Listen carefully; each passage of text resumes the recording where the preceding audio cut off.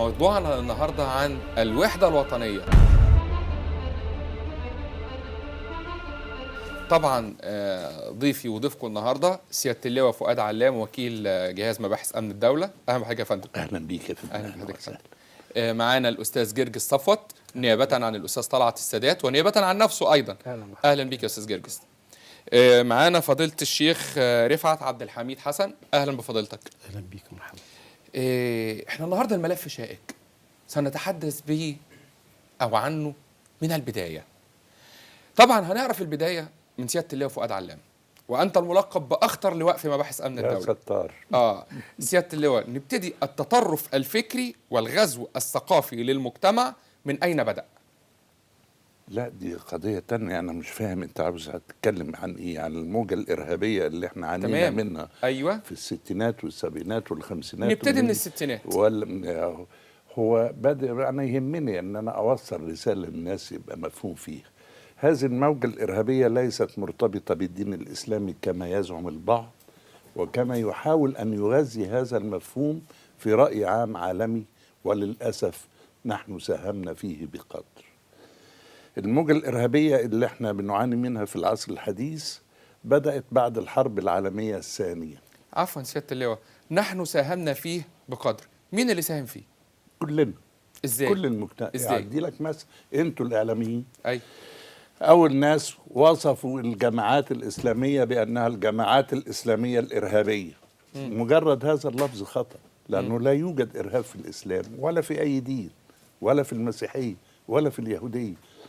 استغل هذا التعبير من الغرب، من الصهيونية العالمية، لترويج أن الإسلام هو الإرهاب. هذا مثل صغير جدا. يعني الخطأ بدأ من عندنا احنا؟ لا، مش من عندنا. لا، أنا بقول لحضرتك بداية الموجة الإرهابية الجديدة مرتبط بالحرب العالمية الثانية. تمام. عندما أدرك عموم المواطنين والشعوب بأن حل الصراعات السياسية من خلال الحروب التقليدية يمثل خطرا لاحتمال أن تتطور هذه الحروب إلى حروب نووية. فبدأوا يفكروا في حل الصراعات السياسية من خلال أساليب أخرى. فكانت التنظيمات السرية اللي احنا بنسميها المنظمات الإرهابية بدأت في أوروبا، في أمريكا، في جميع دول العالم، ثم انتقلت إلينا في مصر بعد حرب فلسطين سنة 48 لظروف معينة. فالموجة الإرهابية مرتبطة في العصر الحديث بالحروب العالمية.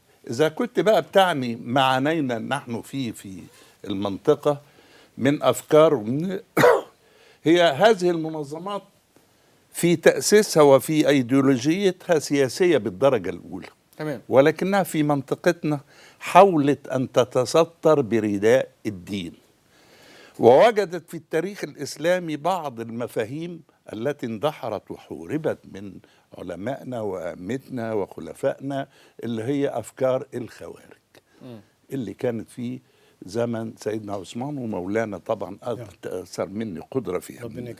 هم استعانوا أو حاولوا يستعينوا ببعض الأدلة الفقهية الخاطئة، الاستدلال الخاطئ، لكي ما يبرروا أعمالهم الإجرامية اللي بتستهدف تحقيق آمال سياسية معينة. تمام.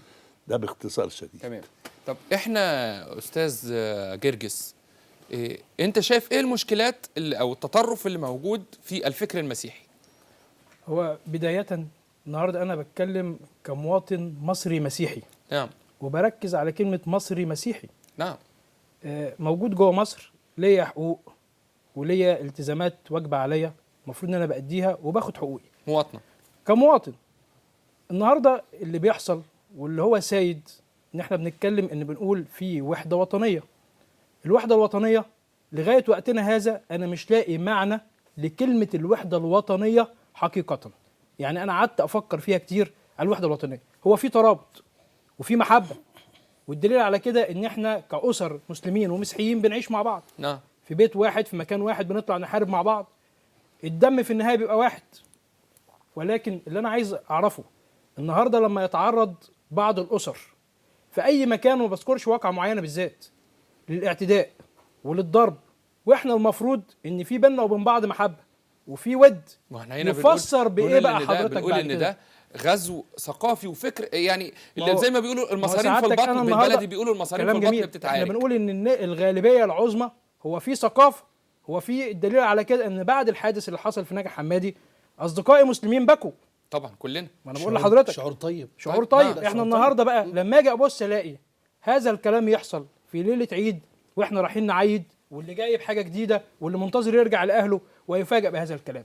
سعادتك احنا في مجال شغلنا انا بدافع عن شخص مسلم او شخص مسيحي، ملهاش علاقه لو الشخص المسلم اتضرب في الشارع بالنار او حصل اي حاجه لا تعليق، المسيحي نفس الحكايه، ولكن متعلقه النهارده ان الراجل ده داخل مكان العباده بتاعه، طب ما أنت- داخل يصلي في إحنا- المكان. إحنا- هم اين الامن والامان؟ عفوا مع احترامي لحضرتك، اين الامن والامان لراجل خارج من بيته داخل ان هو يصلي وبعد كده يروح لبيته سالم امن؟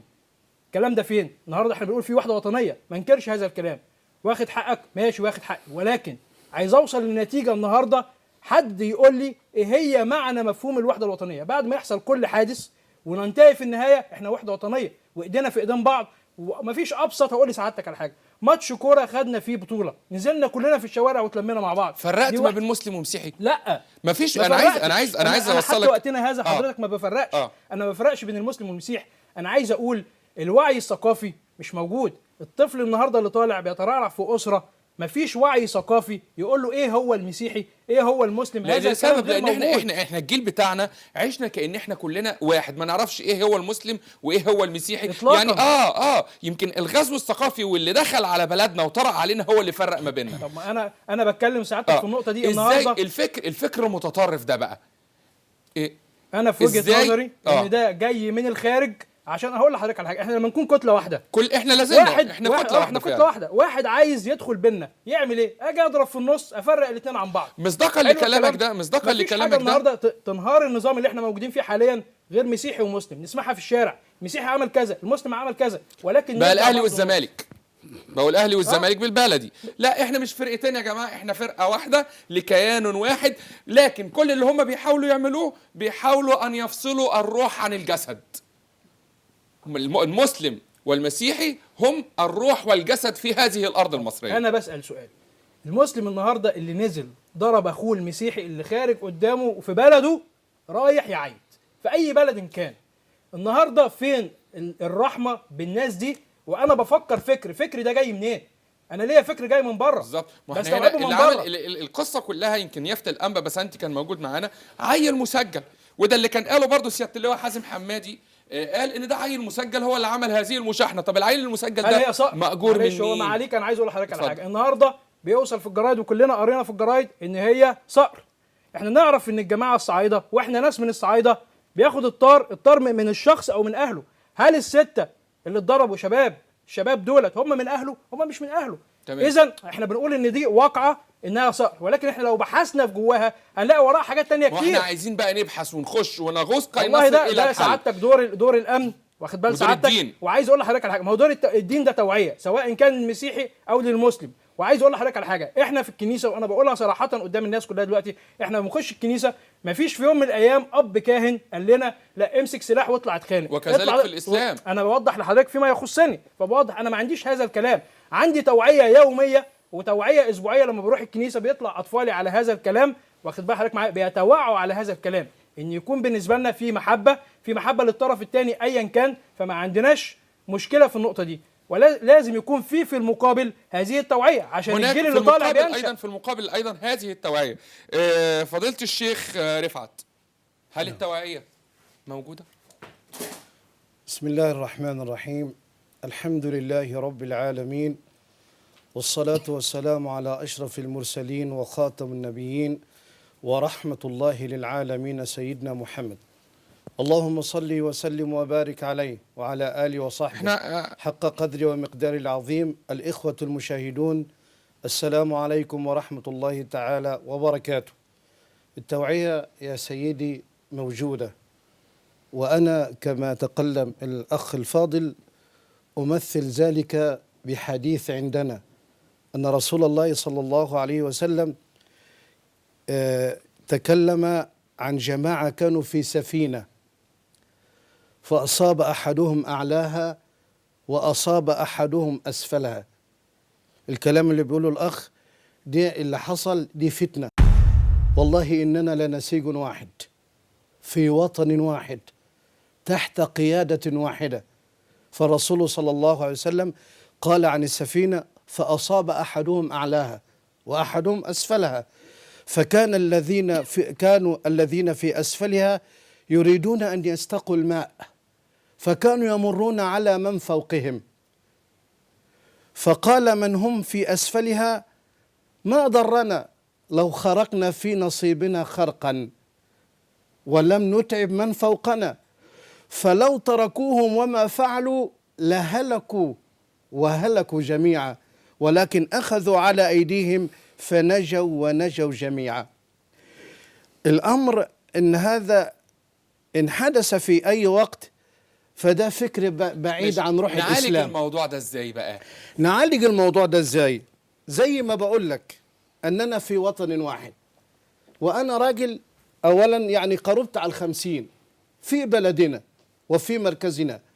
ما كنا نعرف زمان ما فيش فرق ما بين مفيش. مسلم لا، ومسيحي لا، لان كلنا واحد. والله إني لأعلم، تمام. والله إني لأعلم. هل انت تكن للاستاذ جرجس شيء؟ كن له كل خير. هل انت تكن نفس لفضيله الشيخ؟ كله خير. وانتم ما تعرفوش بعض اللي في قعدتكم انا عايز اقول دلوقتي. لحضرتك على حاجه، واحنا كمصريين على فكرة عايشين انت إيدينا لما في إيدين بعض، تعاملات، لا مفيش فرق. انا سلمت عليه في الريسبشن، والان لما نطقت اسمه انا سلمت عليه ثانيا. هذه هي المحبة. نعم، معايا اتصال تليفوني من الاستاذ صلاح. ايوه، السلام عليكم. وعليكم السلام. انا هدخل في الموضوع على طول حضرتك. مرحبا بضيوف عند حضرتك. اهلا بيك. لكن انا شايف ان المشكله دي مش هتتحل بالمظاهرات الكلاميه اللي بنقولها ورا كل حد. طبعا. انا من الصعيد وانا عارف اللي حصل ايه. اقسم بالله العظيم ان القاعده القانونيه في الدوله ما بتدي المسيح حقه. انا عندي واحد عشان يعمل فيشه في كنيسه، انا مسلم ومدير ايرادات شركه مياه الشرب بمحافظه سوهاج. انا شفت قدام عيني عشان يعمل فيشه كهربائيه يبلغ عنه الغفير، تتنقل المباحث ورئيس المباحث وكل القيادات على اساس ان الراجل ده بيهد في شيء في الكنيسه ويتعامل. لا، القاعده تتغير من الجذور والناس دي تاخد حقها فعلا في دور العباده. هم واخدين حقهم وكل حاجه. يمكن احنا هنستمع سويا الى تفسير سياده اللواء فؤاد علام لهذا في نقطه ثانيه ممكن حضرتك؟ اتفضل. في اختلاف في الموروث الثقافي بيننا وبين المسيحيين. نعم. بين الاسلام والمسيحيه. الموروث الثقافي في ايه؟ بالنسبه لايه حضرتك؟ أي. بالنسبه للعادات والتقاليد المسيحيه. النهارده لا. اغلب المسلمين لا يتحدوا مع المسيحيين بالنسبه للقاعده الثقافيه في الشارع، البنات سفور وكذا وكذا وكذا وكذا. واجب على الكنيسه، انا سالت اكتر من حد في الكنيسه، هل المسيحيه تبيح هذا اللبس الغريب في الشوارع؟ لا، القاعده الثقافيه بتتغير. معلش، ما احنا برضه هنتكلم على اللبس المسيحي، ما في اللبس برضه من المسلمين مطولين. هي مساله سلوكيات وهو غزو ثقافي موجه. احسن لك النقطه. سياده اللواء اتفضل. يتكلموا برضه بعد اذنك في تعقيب يعني. بعد اذنك لو اتفضل. سمحت. معالجه هذه القضيه على انها قضيه فتنه طائفيه جريمه ترتكب في حق مصر. نعم. ليست هناك فتنه وليست هناك طائفيه وليس هناك عنصري امه كما يتردد على ألسنة البعض. هذا هو بدأ صح وقال ده موروث اجتماعي أو موروث ثقافي. هو موروث اجتماعي أكثر منه ثقافي، لأنه هي مجرد خلافات.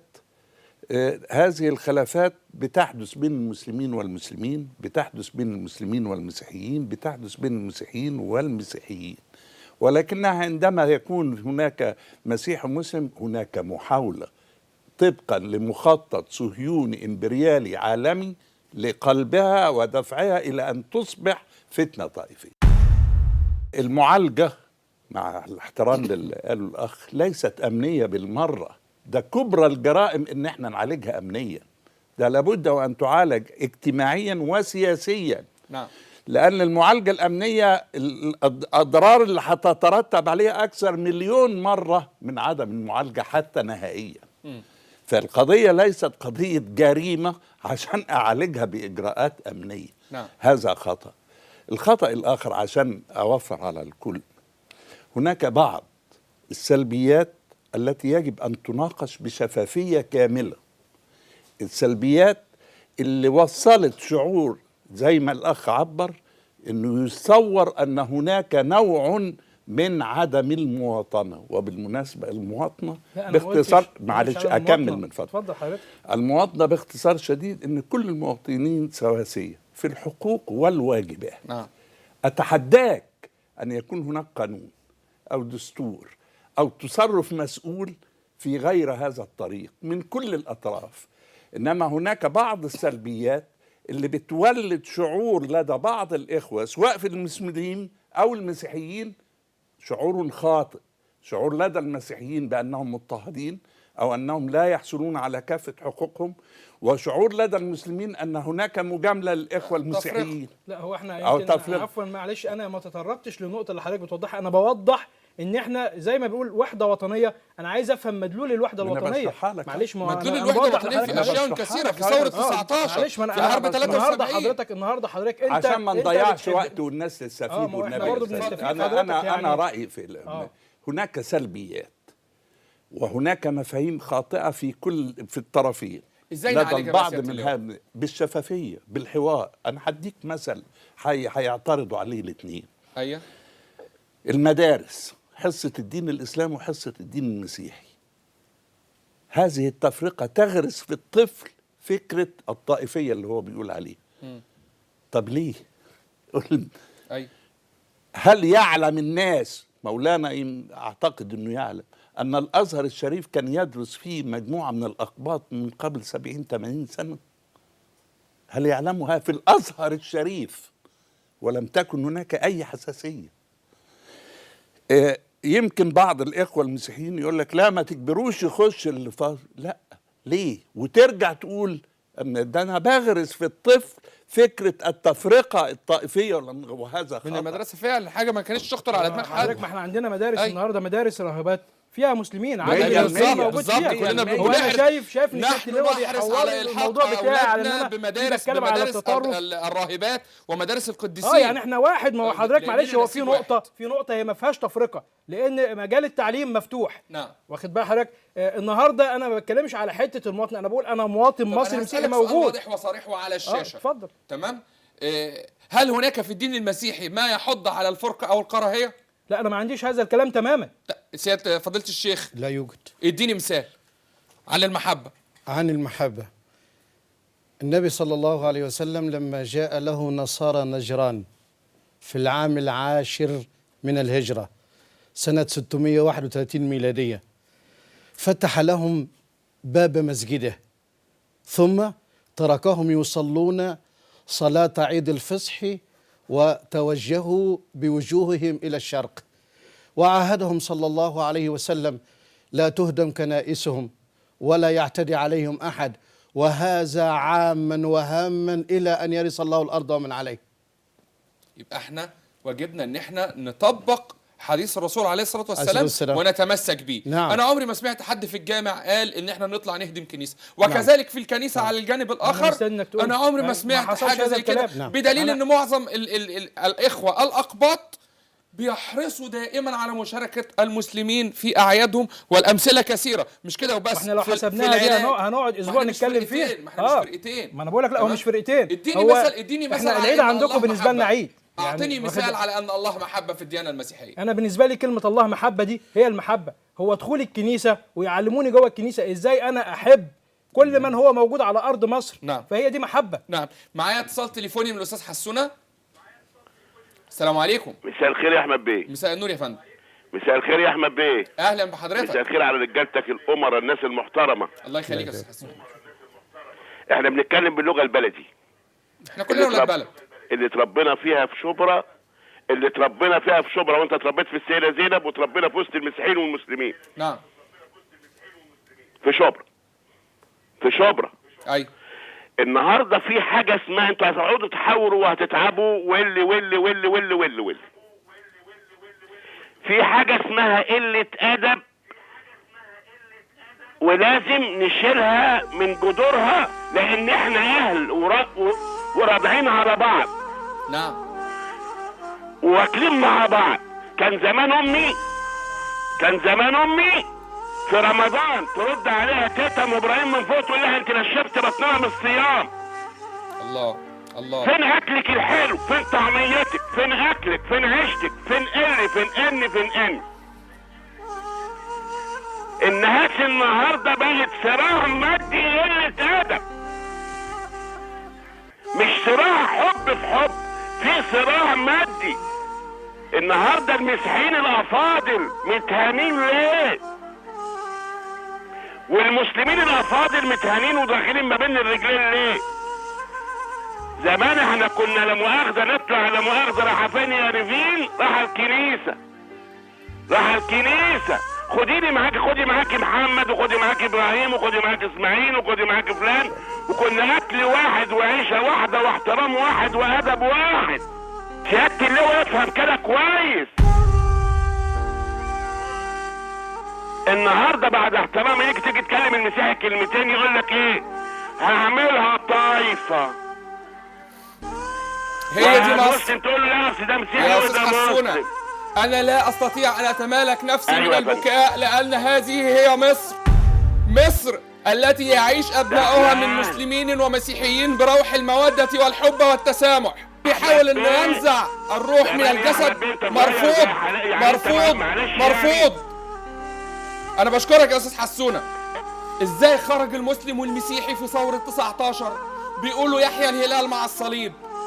ازاي دخل القسيس في قلب المسجد بيخطب؟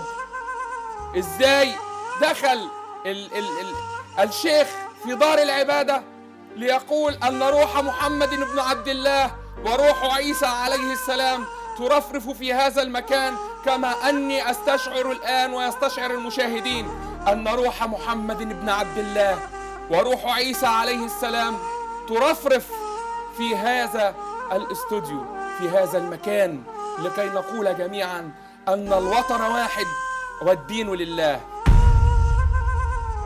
كنت ضابط في القوات الجوية مجند، كان معنا المقدم باهر بطرس فرج. أقسم بالله كان يفطر معنا في رمضان، وكان هو اللي يصحينا للسحور في مطار الغردقة في الثمانينات. أقسم بالله ما أجمل أن تلتقي ما أكل بين عساكره، ما أكل يوما، ويأتي ويفطر معنا. يعني انت دموعك جميله قوي سيدنا الشيخ. لو وهو الكاميرا اللي جابتك صحينا هتشوف للسحور. قد ايه الوحده الوطنيه. ويشغل القرآن الصبح عشان يصحينا. أكرمه الله وأكرمنا جميعا على هذه الأرض الطيبة المباركة، وبارك الله في قائدها، وبارك الله فيكم جميعا. نحن مسلمون ومسيحيون نأكل من معين واحد نعم. ونشرب من نيل واحد، ونصلي كل في مسجده وكنيسته. هذه الثقافة التي زرعها بعض المتطرفين وأنصاف المتعلمين الذين لا يعلمون من الدين شيئا، سواء كانوا مسيحيين أو مسلمين، هذه الثقافة يجب أن تمحى من جذورها. نعم. وأن تغلظ القوانين بشكل فعلي. ما ده اللي سيادة اللواء بيقوله. بشكل فعلي، ليس بالكلام يا أستاذ أحمد، ليس بالكلام. رحم الله القائل: عيسى أخوك محمد وكلاكما بان وشائد. فالمسلمون في المساجد والنصارى في الكنائس الله كلهم لله ساجد. ألم يك آدم واحد؟ أليس دين الله واحد؟ جعلوا قواعد للحياة، هل الحياة لها قواعد؟ متشكر جدا. أشكرك يا دكتور. يمكن أنا مش لاقي حاجة أقولها أكتر من إن نخلي بالنا ده فكر دسيس على مجتمعنا، دسيس على المصريين، ولن أقول الأقباط والمسلمين. تتفق معايا في هذا المقولة يا أستاذ جرجس؟ هو أنا بتفق مع حضرتك، ولكن أنا ليا تعقيب بسيط. يعني هو إحنا عايز واحد بس يطلع يقول لي في إيه حصل من قبطي من يوم الواقعة دي أو قبليها لغاية النهاردة. يعني أنا شايف إن هو بيقول إن اللي حصل ده بنشترك فيه، يعني احنا بنعمل كده وهم بيعملوا كده. هو هذا الكلام غير صحيح بالمره. احنا حتى احتجاجا، مش هنسميه احتجاج، تاثرا بالموقف، ايه اللي حصل بعديها؟ اخيرا ان احنا رحنا كنيسه والناس تجمهرت وتجمعت في سلم لا اكتر من كده. بالنسبه لهم في اذى نفسي، لان سواء انت مسيحي مسلم احنا واحد، والناس اللي بره في نجع حمادي هم الناس اللي في مصر، النتيجه واحده. النهارده في اذى نفسي حصل لكل شخص فينا موجود. كان في تجمع، الناس اخرها عملت ايه؟ لا مسكنا سلاح، لا مسكنا عصايه، لا كسرنا محلات. الصوره اللي احنا شفناها النهارده اللي كلنا بنحتج عليها هو ماجد ويليام، محل ماجد ويليام ده هو اللي بيتحرق. يعني ما فيش واحد مسيحي عمل تصرف. انت شفت دموع فضيله الشيخ؟ شفت طبعا دموع فضيله الشيخ. ليه؟ نبع من وانا ايه؟ اقدرها واحترمها، نبع ما من اختلفتش إيه؟ عليها. نبع من إيه؟ من حبه للمسيحيين. بالظبط. ولكن ما هو حضرتك النهارده في خلاف بسيط احنا عايزين نوصل له. ما احنا بقى الصورة اللي حصلت حلقات برنامج من عاجل 3 وينفذ، أشخاص. حلقات برنامج عاجل وينفذ ليست لحل المشكلات فقط، لكن لدق ناقوس الخطر عندما يكون هناك خطر، سواء إذا كان تنبيه للمواطن أو المسؤول. طب أنا النهارده حضرتك 3 أشخاص مهما كانوا هم مين اللي اعتدوا على الناس دي وهي رايحة تصلي. النهارده ساء الوضع لكلنا، للمسلم وللمسيحي. المسيحي سبب له أذى وهو الراجل في حاله ورايح يصلي، معلوش أي جرم. إن كان في مسيحي عمل جرم زي ما هم بيقولوا وزي ما الجرايد بتقول، أو مسلم العكس صحيح، فالنهارده الناس اللي موجوده جوه الكنيسه ملهاش اي علاقه بالموضوع. سؤال واضح وصريح، هل انت تقبل اي تدخل من الخارج في الشؤون المثليه؟ لا طبعا، انا جوه بلدي وجوه مصر، ما اقدرش اقول اكتر من كده. اللي يجيني من بره ما ينفعش. بالظبط، موجود لا جوه بلدي، ما يتدخلش بينك وما بين اخوك المسلم. لا ما يتدخلش. لكن في ملحوظه النهارده اللي حصل سعادتك، اخويا المسلم مد ايده وضربني. انا بقول ده المفروض انت اللي تمد ايدك وتشيلني. احنا حاربنا مع بعض 67، حاربنا مع بعض 73، حروبنا دايما مع بعض، الدم واحد. انا دخلت الجيش، شيخ الجامع كان صاحبي، كنت بقف انا وهو في طابور واحد. من فتره كان في حاله وفاه، المسلمين الصبح في الكنيسه قد المسلمين بالليل اكتر من المسيحيين. اذا كلنا واحد في المعايدات، بعيد على المسلم وبعيد على المسيحي، هم بيعيدوا علينا. هذا الكلام ما اختلفناش عليه، لا احد يزايد على. ولكن النهارده لما يجي القله، لما يجي القله يغيروا المفاهيم دي كلها ويحصل هذا الكلام، ونيجي النهارده احنا بنتكلم عن المحبه، ماشي، بنتكلم عن الوحده الوطنيه، ماشي. النتيجه اللي احنا وصلنا لها ايه النهارده؟ الاسر المتأذية، الاسر النهارده اللي فقدت اعز ما عندها. لابد من ضرب بمقامع من حد على هذا الموضوع. عايزين القوه في هذا. سؤال صغير والنبي يا استاذ جريد لو فضل. سمحت. انا متفق معك في هذه المشاعر 100%، ومتألم يمكن اكتر منك والله اعلم. انما ما هو المطلوب؟ نعمل ايه علشان ما يبقاش عندك هذا المفهوم ان المسلم ضرب والمسيح ما ضربش؟ ايه اللي نعمله؟ لا هو مش المفهوم ساعتها. ايه اللي نعمله؟ هو مش المفهوم. هو انا عايز اقول لحضرتك ماشي على مدار بقول لي ايه اللي نعمله؟ ما هو النهارده اذا كان في ايد جايه من بره بتدس عن الطريقه دي عشان تفرق ما بيننا، المفروض النهارده ان احنا نحافظ على هذا الكلام. هقول لحضرتك على حاجه، الناحيه الامنيه، كنيسه النهارده في ليله عيد، انا بقول في استرخاء امني في الفتره دي حصل ازاي؟ النهارده دي ليله عيد، سعادتك النهارده ما احطش 3 4 ضباط مع شويه عساكر يحموني. فجرت كده ناحيه كنيسه العذراء في الزيتون، حطوا بعديها عواميد، تخش على كل كنيسه تيجي تركن العربيه تلاقي عواميد. اذا تحصل المشكله وبعدين نحل. طب ليه النهارده انا سعادتك لما اقفل الشارع واعمل حواجز، لو في حاجز واحد موجود العربيات هتعدي من حواليه، هقدر اتمكن ان انا امنع اي خطر يحصل.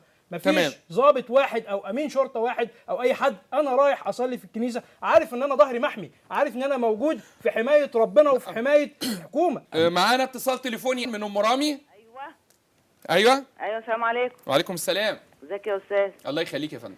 على فكره انا عندي ساكنه مسيحيه بقالها 3 سنين معايا، وداخله عندي عروسه وما خلفتش، وقلت لها اجيب لك الشيخ يقرا لكم على ميه وتشربوها، ووافقوا، وعايشين معانا اكتر من عيالنا. نعم. يعني وحتى عندي شقه فضيت، قلت لها لو عندكم حد قريبكم هاتوه. يعني ما فيش الحاجات الغريبه اللي احنا بنسمعها دي. نعم. عامة أنا بشكرك. سيادة اللواء كان ليه عاوز تعقيب. أنا سألته سؤال عشان يقول هذه الإجابة. بعد إذنك يا أستاذ جريد، لو حطيت قوات أمن العالم كلها ما كانتش هتمنع هذا الحادث، قد تخفف منه، قد تكون الكوارث أكثر وأكثر. أنت بتعالج أنت بتعالج القضية بطريقة أخرى، عاوز تدور على حد يتحمل المسؤولية. المشكلة مش كده، المشكلة ان في حالة احتقان بيني وبينك.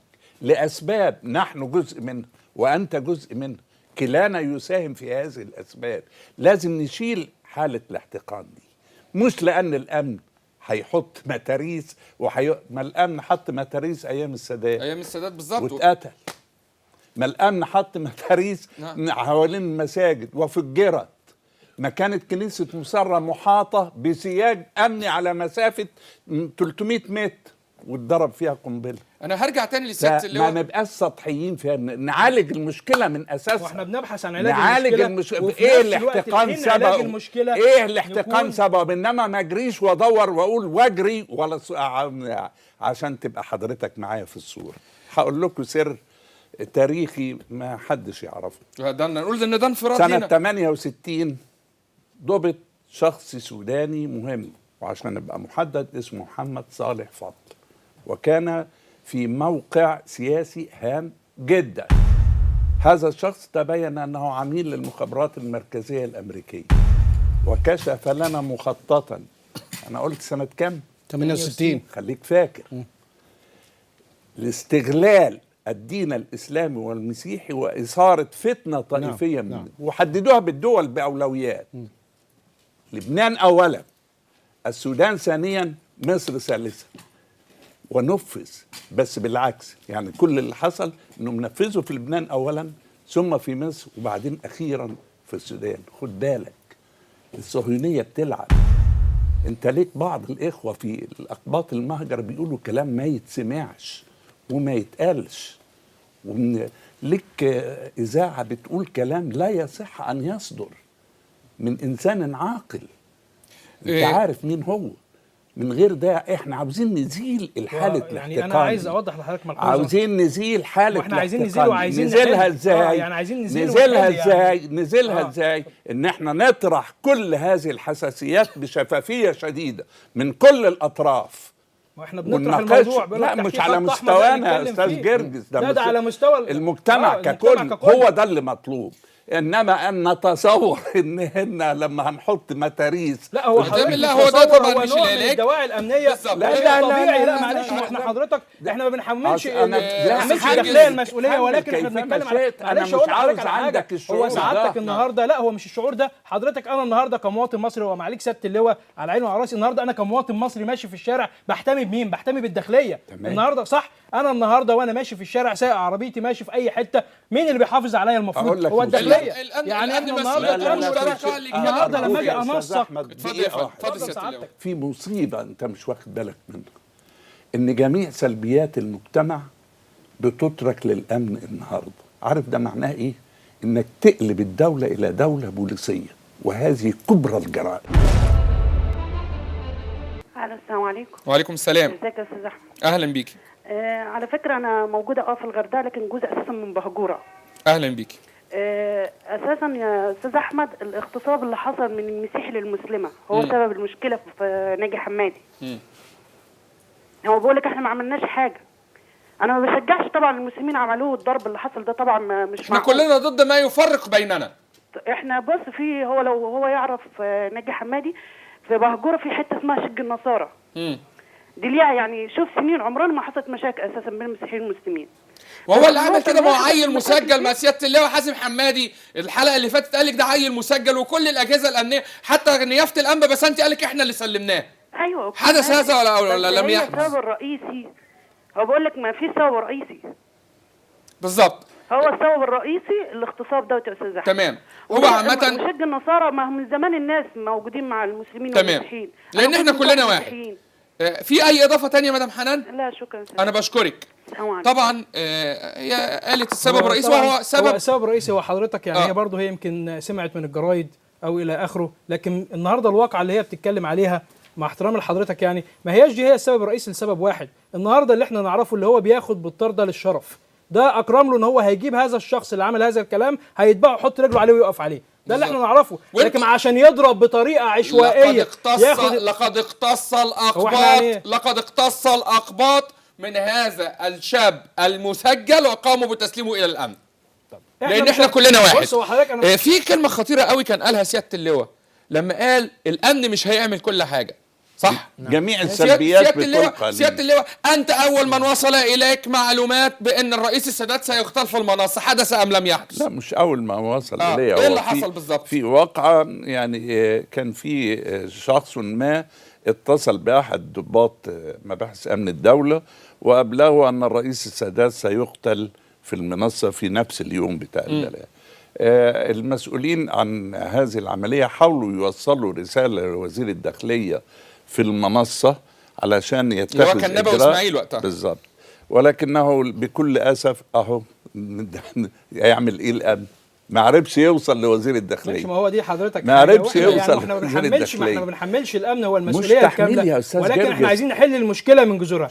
اذا كان النهارده انا عارف، هقول لحضرتك على حاجه، انا النهارده عارف ان في مشكله موجوده بالفعل، مش ما فيش. الدليل على كده حضرتك لما تيجي يوم الجمعه عند الجوامع تلاقي عربيات امن مركزي، في الاعياد عند الكنايس، ويوم الجمعه تلاقي برضه عربيات موجوده امن مركزي، يعني موجود، يعني في نقطه من القلق، في نقطه من القلق موجوده، ليس علاجها الاجراءات الامنيه. ولكن النهارده انا على الاقل اخد خطوه لقدام، ان انا يبقى في دواعي امنيه بسيطه تمنع اي شيء ممكن يحصل. دي نظره اللي انا ان ممكن يحصل. انا عايز احل المشكله من جذورها. مش هينفع سعادتك ان انا اجي كل يومين ثلاثه واحد يروح يضرب في حته ويجي يقول اصله مختل عقليا. سناخذ انا معاك في العمليه دي، لكن سناخذ راي فضيله الشيخ محمود جميل في هذا الموضوع. هل هو العلاج امني ام اجتماعي ام سياسي؟ طيب انا سياسي. اقول لحضرتك حاجه. بسم الله والحمد لله والصلاه والسلام على سيدنا رسول الله. اما بعد، الوقت انا لو عندي جسد واحد عايز يقتله، عندي جسم بني ادم انا عايز اقتله، لو الجسم ده فيه مرض وهو مجهول عني، بالتالي احاول اشوف شيء يضعفه علشان اقتله. تمام، خلاص كده. انا كجسد مصري قدام العالم كما يسمى، انا فتوة العرب، انا القبضة الاساسية للعرب. لو ان تم تدمير الكيان المصري عن طريق شبابه او عن طريق فئات دينيه، ومع ذلك انا اقول لحضرتك مثال بسيط واسمح لي ان انا اتكلم. يعني لو احنا شفنا على شاشات الاعلام الان هنلاحظ قضيه، 100 قضيه مصر تضرب عن طريق الجدار، تضرب ما بين فلسطين، الاذاعه او قناه الجزيره حرب على كزيره، موضوع المباريات، ثم جاء احداث نجا حمادي. كل هذا يصب في الكيان لانه يريدون ان يدمروا مصر التي أوصى بها النبي صلى الله عليه وسلم. دي رقم واحد. وبعدين أنا كمسلم عايز أسأل أخويا جرجي السؤال، هل أنا كمسلم ماذا افترض علي الإسلام؟ عندي آية كريمة في خواتيم سورة البقرة اشترط الله عز وجل على كل مسلم بأن يقول، قال الله عز وجل في كتابه العزيز: لا يكلف الله نفسا إلا وسعها. قبلها الله عز وجل قال: آمن الرسول، انظر أخي الحبيب، آمن الرسول بما أنزل إليه من ربه والمؤمنون، كل من قال لا إله إلا، كل آمن بالله، انظر أخي الحبيب، وملائكته وكتبه ورسله لا نفرق بين أحد من رسله. عندنا في الفقه الإسلامي من قال أن عيسى ليس برسول هو كافر، من قال أن الإنجيل ليس كتاب رب العالمين هو كافر. تمام. هذا قول الإسلام عندنا. بل إن النبي، دعني أخي الحبيب ولو لحظة واحدة، النبي صلى الله عليه وسلم كما جاء في الحديث يقول: أنا أولى بعيسى. لماذا يا رسول الله؟ لأن الأنبياء أبناء علات، أمهاتهم شتى ودينهم واحد. ثم يقول النبي صلى الله عليه وسلم تقريبا، قال: ليس بيني وبينه نبي. انظر إلى الكلمة، ليس بين عيسى ومحمد صلى الله عليه وسلم نبي. ثم عندنا أول من بشر، هناك نبوءات بالنبي محمد، لكن من الذي بشر بالنبي؟ هو عيسى عليه السلام. عندنا نقول: اعطني أي مسلم إذا قلت عيسى قال عليه السلام، بل قال على نبينا وعليه أفضل الصلاة والسلام. طيب ماذا قال القرآن في القسيسين والرهبان؟ هنا أخي في لطيفة أفردها الفخر الرازي في كتابه التفسير الكبير من أجمل ما تكون. قال: اقرأوا قول الله عز وجل، ووضع فيها مسألتان، أنا أميل إلى المسألة الثانية. يقول فيها الفخر الرازي: اقرأ قول الله عز وجل حينما قال: لتجدن أشد الناس عداوة للذين آمنوا لم يأتي بالمشركين وإنما أتى باليهود بداية، فقال اليهود والذين أشركوا، ثم قال: ولتجدن أقربهم مودة للذين آمنوا الذين قالوا إنا نصارى. انظر أخي الحبيب إلى التفسير، قال: لماذا جعل الله اليهود هم أشد على المسلمين من إخوانهم النصارى؟ قال: لأن اليهود أبناء شدة، داؤهم المكر وداؤهم الغضب، بأنهم تعالوا على رب العالمين قالوا: إن الله فقير ونحن أغنياء. ألم يقولوا ذلك؟ قالوا إلى موسى ادع لنا ربك، هم ماديين، لكن النصارى انظر بما وصفهم رب العالمين، وصفهم بصفات من أمة النبي محمد صلى الله عليه وسلم حينما قال ذلك بأن من ولتجدن أقربهم مودة الذين قالوا إنا نصارى، ذلك بأن منهم قسيسين ورهبان. ومعلش سيب نقف هنا، لماذا قال قسيسين ورهبان؟ نعم، لأنهم لماذا؟ هم الذين درسوا الإنجيل وعرفوا ما فيه من أحكام. الأحكام في المسيحية وفي اليهودية الحقيقية وفي الإسلام تبنى على مصالح 5، هي حماية النفس وحماية العرض وحماية الدين وحماية المال وحماية العقل. كلها 5. حماية، كلها أساس حماية واحد. وحيوانية. 5. أساس واحد، ولذلك مصدر انظر إلى واحد. كلمة النبي صلى الله عليه وسلم يقول من آذى ذميا فقد أذاني. الله، انظر أذى من؟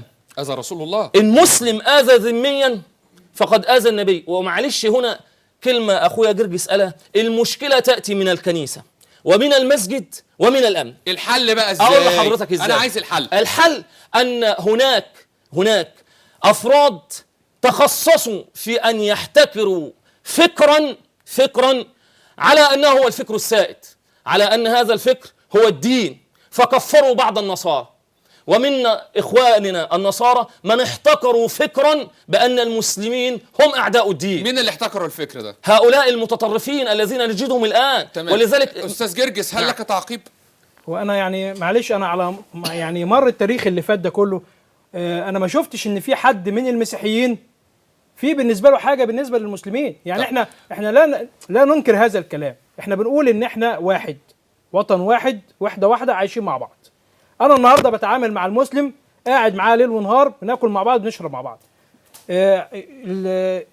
الشيخ محمود قال دلوقتي ايات جميله قوي، النهارده تطبيقها العملي في الوقت الحالي انا بستمع له، عايز اشوف لها معنى. ما هو هذا أنا على الوضع اللي حصل. أنا أرد أقول لحضرتك حاجة. الخطأ مشترك. ما أنا أقول لحضرتك انا على عايز حاجة في نقطة. انا عايز اوضح نقطه مع احترام اتفضل لحضرتك. يا هو أخوي. الخطأ المشترك ده ايه وجه الاشتراك اللي فيه؟ لان هو في اول العباره الخطأ جاي من الكنيسه الى اخره. لا، أنا قلت من الكنيسة والمسجد. حلو. لم ما هو يفرق. الخطأ، ما هو الخطأ نعم. الوارد؟ ما انا عايز حد يوضح لي هي ايه الكلمه دي بدايه، ايه الخطأ اللي وارد مني انا كمسيحي تمام. عموما من وجهة نظرك ايه الخطأ؟ وجهة نظرك أنا يعني هقول لحضرتك الخطأ جاي منين.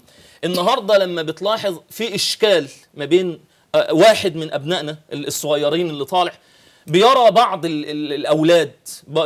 الأولاد من إخواننا النصارى في أحد المدارس على سبيل المثال، ثم يناقشوا في قضية دين بين طفل، بين أن عيسى أفضل من محمد، وأن عيسى هو الذي يفعل كذا مين وكذا اللي دخل جواهم هذا الفكر؟ هي دي بقى اللي أنا أريد أن أقف قصادها. ومع ذلك أنا أقول لحضرتك إيه، هناك أيد خفية تلعب في الظلام.